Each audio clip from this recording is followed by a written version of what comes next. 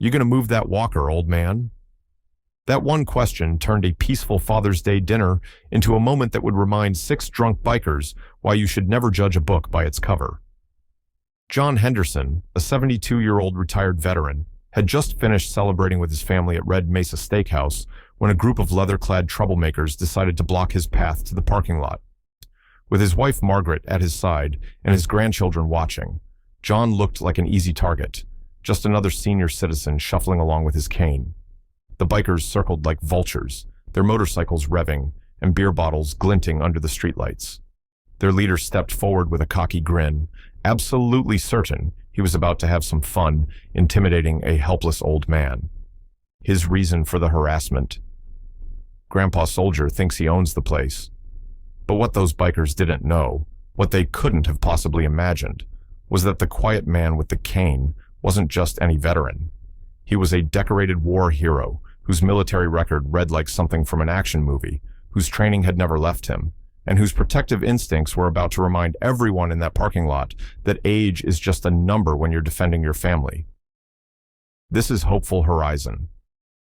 Before we dive into this story that will show you why assumptions can be dangerous and why respect is always earned, not demanded, drop a comment telling us where you're watching from and hit that subscribe button for more stories that prove heroes come in all shapes, sizes, and ages. The Red Mesa Steakhouse was packed to the brim on Father's Day evening, families filling every booth and table. The warm glow of hanging lights cast a cozy atmosphere over the bustling restaurant as servers weaved between tables, carrying sizzling plates and cold drinks.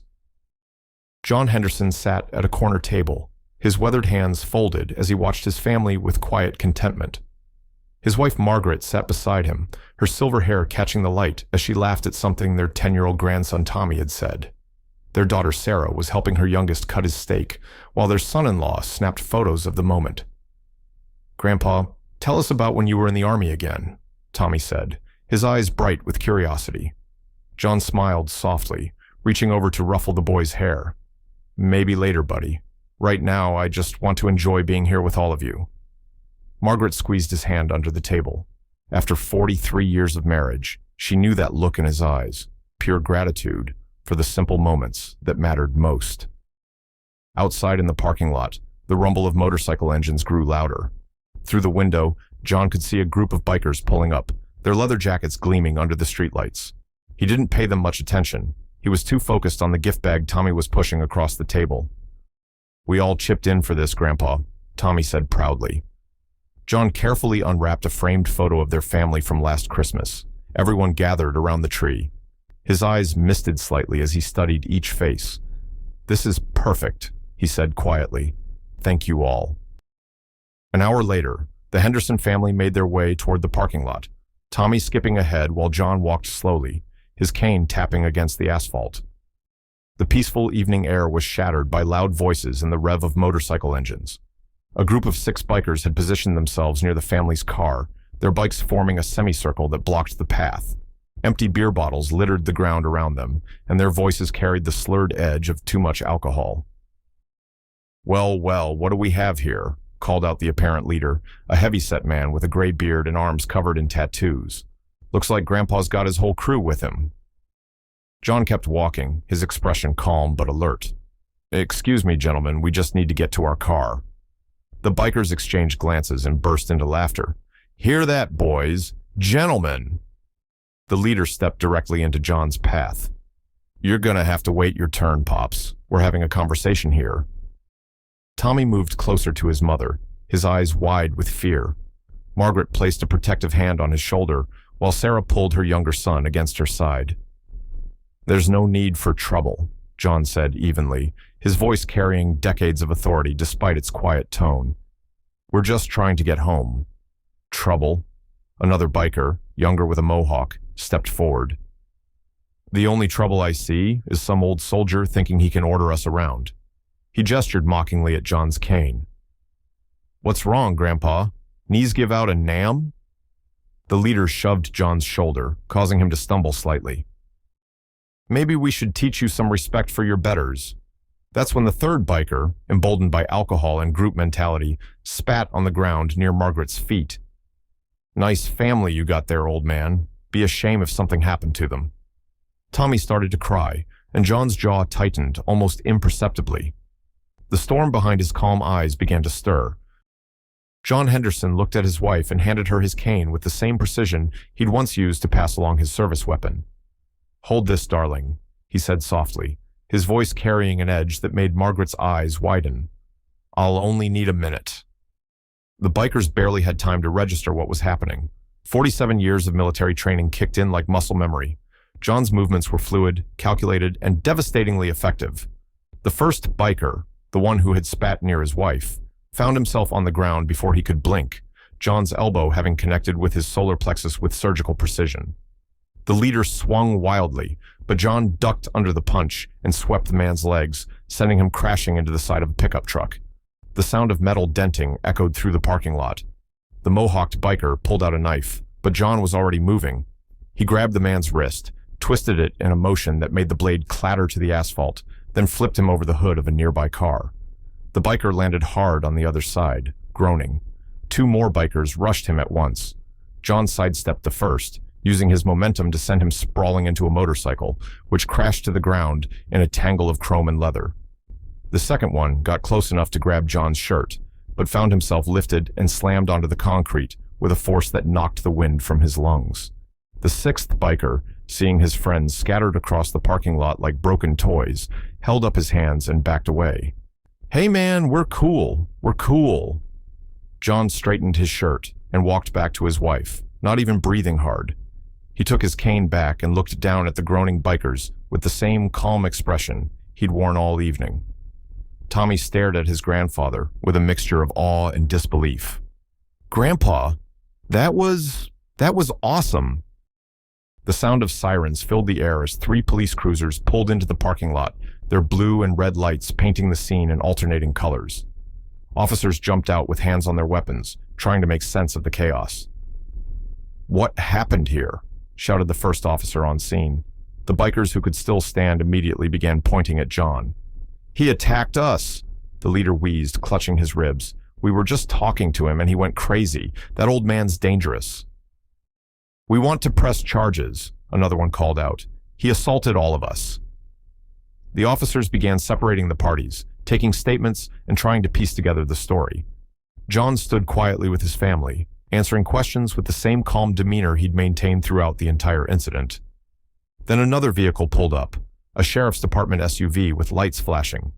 Sheriff Tom Dalton stepped out, a tall man in his 50s with graying hair and sharp eyes that had seen their share of trouble. He surveyed the scene, noting the scattered bikers and the pristine family standing to one side.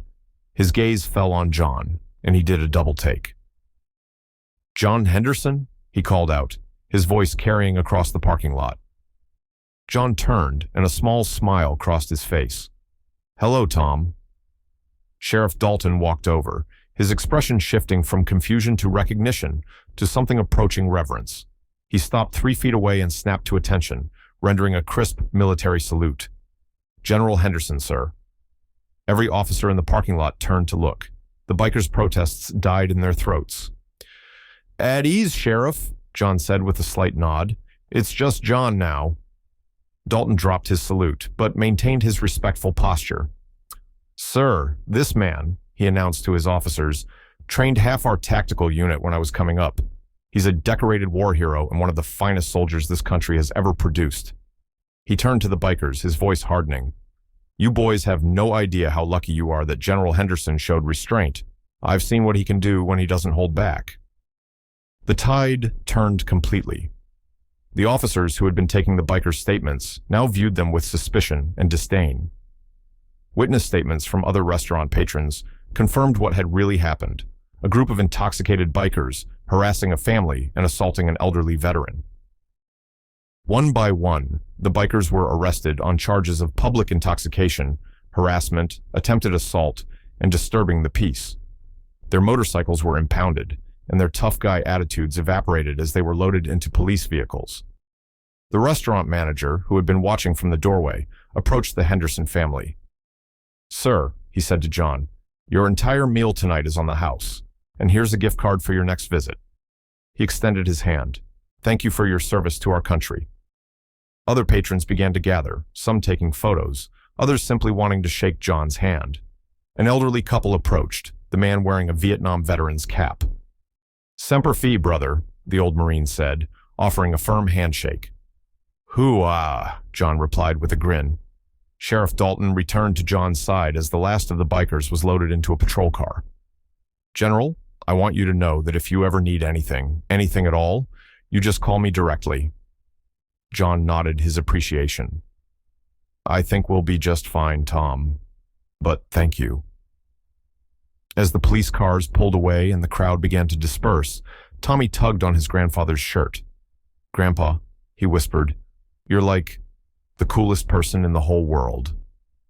John knelt down, bringing himself to eye level with his grandson. "Remember this, Tommy. Being strong isn't about fighting. It's about protecting the people you love and standing up for what's right. Tonight wasn't about being tough. It was about being responsible."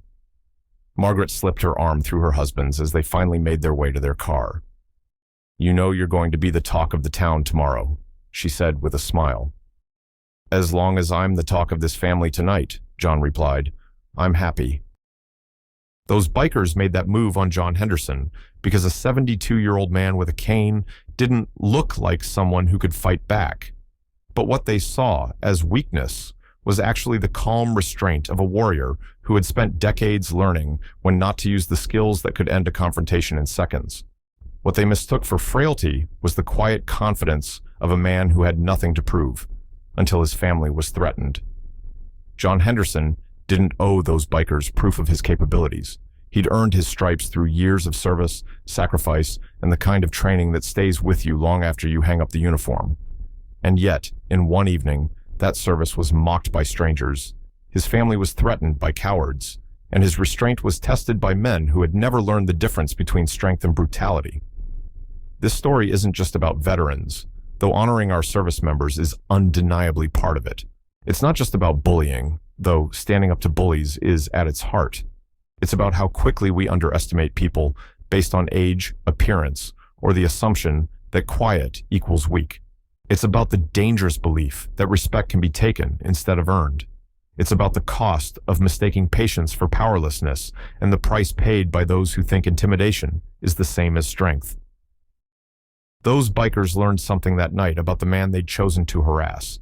But more importantly, they learned something about the assumptions that had been quietly poisoning their sense of superiority for years. John learned that even the most peaceful evening can turn dangerous when bullies decide to test the wrong person, but that standing your ground with purpose can sometimes teach lessons that words never could. And Tommy?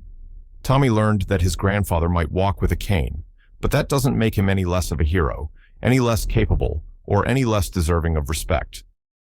If this story moved you, inspired you, or reminded you to never judge someone's strength by their appearance, let us know in the comments below. Share where you're watching from, and tell us who's the unexpected hero in your life. Hit that subscribe button for more stories that honor our veterans, celebrate quiet strength, and remind us that true power comes from protecting others, not intimidating them.